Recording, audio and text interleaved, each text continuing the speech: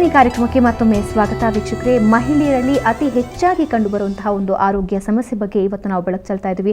ಅದು ಸ್ತನ ಕ್ಯಾನ್ಸರ್. ಸಾಮಾನ್ಯವಾಗಿ ಸಾಕಷ್ಟು ಮಹಿಳೆಯರಲ್ಲಿ ಇದು ಉಂಟಾದಾಗ ಹೋಗಿ ವೈದ್ಯರ ಹತ್ರ ತೋರಿಸ್ಕೊಳ್ಳೋದಕ್ಕೆ ಭಯ ಪಡ್ತಾರೆ. ಆದರೆ ಯಾವುದೇ ರೀತಿಯಾದಂತಹ ಅಂಜಿಕೆ ಬೇಡ. ಈ ಬಗ್ಗೆ ಇನ್ನಷ್ಟು ಮಾಹಿತಿಯನ್ನ ಶಾಸ್ತ್ರಿ ಅವರಿಂದ ಪಡೆಯೋಣ. ಶಾಸ್ತ್ರಿ ಅವರೇ, ಸಾಮಾನ್ಯವಾಗಿ ಒಂದು ಮಾತು ಹೇಳ್ತಾರೆ, ಅಂದ್ರೆ ಗರ್ಭಿಣಿಯರಿಗೆ ಏನಾದರೂ ಸ್ತನ ಕ್ಯಾನ್ಸರ್ ಇದ್ರೆ ಅದು ತೊಂದರೆ ಆಗುತ್ತೆ ಅಂತ. ಗರ್ಭಿಣಿಯರಿಗೆ ಸ್ತನ ಕ್ಯಾನ್ಸರ್ ಬರೋ ಸಾಧ್ಯತೆ ಇದೆಯಾ? ಇಲ್ಲ, ಗರ್ಭ ಧರಿಸಿರುವಾಗ ಇರೋದಿಲ್ಲ, ಸಾಧ್ಯತೆ ಇಲ್ಲ.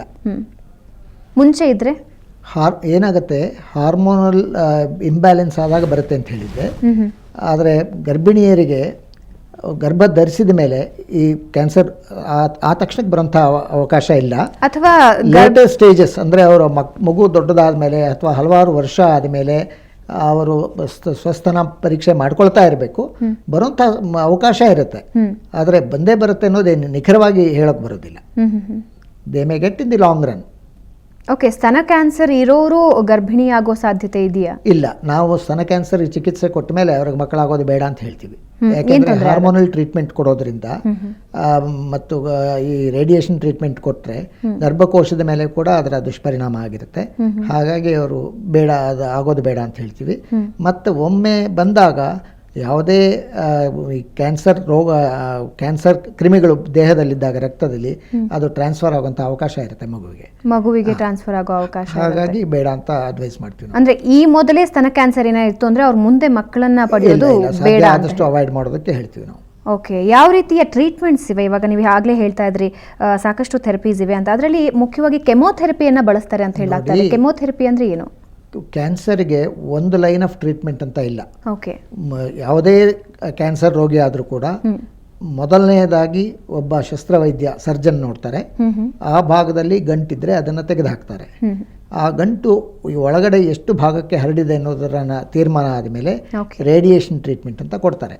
ಆ ರೇಡಿಯೇಷನ್ ಟ್ರೀಟ್ಮೆಂಟ್ ಕೊಟ್ಟು ಕೆಲವು ಸಮಯ ರೇಡಿಯೇಷನ್ ಟ್ರೀಟ್ಮೆಂಟ್ ಮೊದಲು ಕೊಟ್ಟು ಆ ಗಂಟನ್ನ ಕರಗಿಸಿ, ಅಂದರೆ ಸಣ್ಣ ಸೈಜ್ಗೆ ಮಾಡಿ ಆಮೇಲೆ ಸರ್ಜರಿ ಮಾಡ್ತಾರೆ. ಮತ್ತು ಈ ಪೂರ್ತಿ ಕ್ಯಾನ್ಸರ್ ಕ್ರಿಮಿಗಳು ದೇಹದಲ್ಲಿ ಉಳಿಬಾರ್ದು ಅನ್ನೋ ದೃಷ್ಟಿಯಿಂದ ಕಿಮೊಥೆರಪಿ ಅಂತ ಮಾಡ್ತೀವಿ. ಆ ಕಿಮೊಥೆರಪಿ ಅಂದರೆ ಅದು ಔಷಧ ಚಿಕಿತ್ಸೆ.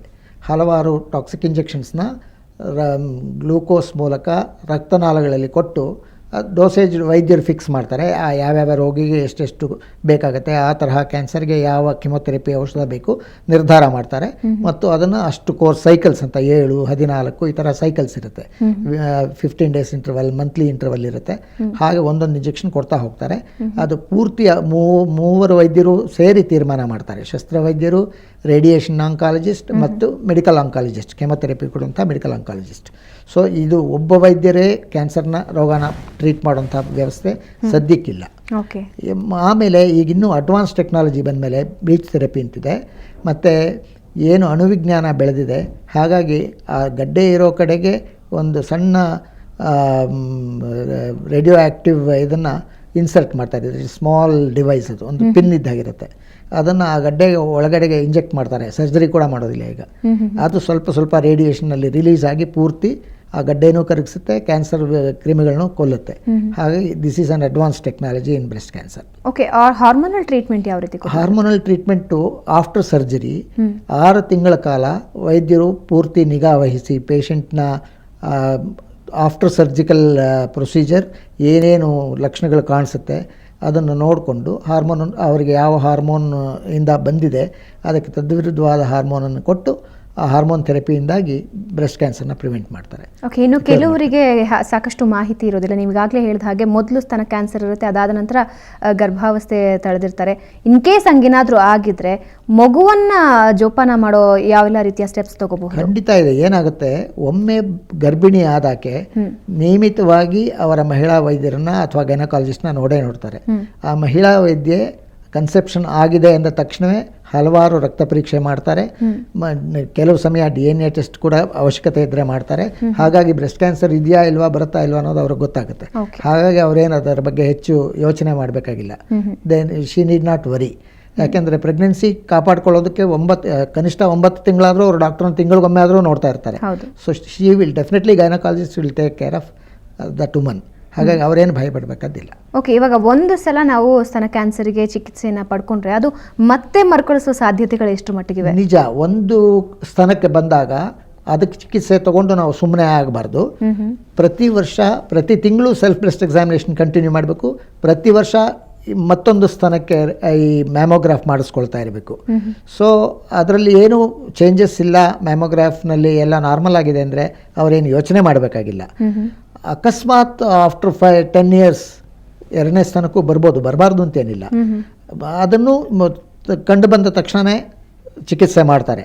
ಜೊತೆಗೆ ಇವರು ಈಗ ಮೊದಲನೇ ಸ್ಥಾನಕ್ಕೆ ಟ್ರೀಟ್ಮೆಂಟ್ ತಗೊಳ್ತಾ ಇರೋವಾಗ ಡಾಕ್ಟ್ರ್ ಹತ್ರ even after 6 months treatment doctor ಹೇಳ್ತಾರೆ ಆಗಾಗ ಬಂದು ತೋರಿಸ್ಕೊಳ್ತಾರೆ ಅಂತ. ಸೊ ಅದರ ಉದ್ದೇಶ ಅಷ್ಟೇ, ಎರಡನೇ ಸ್ಥಾನಕ್ಕೆ ಹರಡಬಾರ್ದು ಅಂತ ಪ್ರಿವೆಂಟ್ ಮಾಡಬೇಕು ಅಂತಲೇ ಡಾಕ್ಟ್ರು ತಮ್ಮಲ್ಲಿಗೆ ಬರಲಿಕ್ಕೆ ಹೇಳ್ತಾ ಇರ್ತಾರೆ. ಮತ್ತು ಮೂರನೇದು ಈ ಏನಿದೆ ಸೆಕೆಂಡ್ರೀಸ್ ಅಂತ ಆಗುತ್ತೆ. ಒಂದು ಕಡೆ ದೇಹದಲ್ಲಿ ಕ್ಯಾನ್ಸರ್ ಬಂದಾಗ ನಾವು ಎಷ್ಟೇ ಟ್ರೀಟ್ಮೆಂಟ್ ಕೊಟ್ಟರು ಹಲವಾರು ಕ್ಯಾನ್ಸರ್ ರೋಗಾಣುಗಳು ದೇಹದಲ್ಲಿ ಬೇರೆ ಬೇರೆ ಭಾಗಕ್ಕೆ ಹೋಗಿ ಇನ್ಯಾಕ್ಟಿವ್ ಆಗಿರುತ್ತೆ. ಅದು after few years, not few days, few years, it may enter any part of the body. ಲಿವರ್ಗೆ ಹೋಗ್ಬೋದು, ಬ್ರೈನಿಗೆ ಹೋಗ್ಬೋದು, ಬೇರೆ ಬೇರೆ ಜಾಗಕ್ಕೆ ಅದು ದೇಹದಲ್ಲಿ ಹೋಗುತ್ತೆ, ರಕ್ತನಾಳಗಳ ಮೂಲಕ ಹರಡುತ್ತೆ. ಅಲ್ಲಿ ಮತ್ತೆ ಅದು ಗಂಟು ಕಟ್ಟಲಿಕ್ಕೆ ಶುರು ಮಾಡಿ ಸೆಕೆಂಡ್ರೀಸ್ ಅಂತ ಆಗುತ್ತೆ. ಸೊ ಆ ಭಾಗದಲ್ಲಿ ಕ್ಯಾನ್ಸರ್ ಮತ್ತೆ ಕಾಣಿಸ್ಕೊಳುತ್ತೆ. ಪ್ರೈಮರಿ ಕ್ಯಾನ್ಸರ್ ಎಷ್ಟೋ ಜನಕ್ಕೆ ಪ್ರೈಮರಿ ಕ್ಯಾನ್ಸರ್ ಗುಪ್ತವಾಗಿರುತ್ತೆ. ಸೆಕೆಂಡ್ರೀಸ್ ಅಂದರೆ ಬೇರೆ ದೇಹದ ಭಾಗಕ್ಕೆ ಹೋದಾಗ ತೀವ್ರವಾಗಿ ಕ್ಯಾನ್ಸರ್ ಹರಡುತ್ತೆ. ಆಗ ಡಾಕ್ಟ್ರು ಪ್ರೈಮರಿನೂ ಹುಡುಕ್ತಾರೆ, ಇವನಿಗೆ ಮೊದಲೇ ಎಲ್ಲೋ ಬಂದಿತ್ತು, ಈ ಕ್ಯಾನ್ಸರ್ ಬಂದಿದೆ ಅಂತ. ಇದು ಈಗ ನಮ್ಮಲ್ಲಿ ಹೆಚ್ಚು ಜನ ಆಸ್ಪತ್ರೆಗೆ ಸ್ಕ್ರೀನಿಂಗಿಗೆ ಬರದೆ ಡೈರೆಕ್ಟ್ ಟ್ರೀಟ್ಮೆಂಟಿಗೆ ಬರೋರಲ್ಲಿ ಈ ಪರಿಪಾಠ ತುಂಬ ಜಾಸ್ತಿ ಆಗಿದೆ. ಸೆಕೆಂಡ್ರೀಸ್ ಬಂದ ಮೇಲೆ ಬಂದು ತೋರಿಸ್ಕೊಳ್ಳೋಂಥದ್ದಿದೆ. ಓಕೆ, ಇದ್ರ ಬಗ್ಗೆ ನಿಮ್ಮ ಜೊತೆ ಇನ್ನಷ್ಟು ಮಾತಾಡ್ತೀನಿ. ಸೊ ವೀಕ್ಷಕರೇ, ಸಾಕಷ್ಟು ಮಾರಕವಾಗುವ ಸಾಧ್ಯತೆಗಳು ಇರುತ್ತೆ ಸ್ತನ ಕ್ಯಾನ್ಸರ್. ಆದರೆ ಅದಕ್ಕೂ ಮುಂಚೆ ಎಚ್ಚೆತ್ತುಕೊಳ್ಳೋ ಅವಶ್ಯಕತೆ ನಿಮಗಿದೆ. ಈ ಸ್ತನ ಕ್ಯಾನ್ಸರ್ ಬಗ್ಗೆ ಇನ್ನಷ್ಟು ಮಾಹಿತಿ ಕೊಡ್ತೀವಿ. ಅದಕ್ಕೂ ಮುಂಚೆ ಒಂದು ಚಿಕ್ಕ ಬ್ರೇಕ್ ತಗೊಳ್ಳಿ.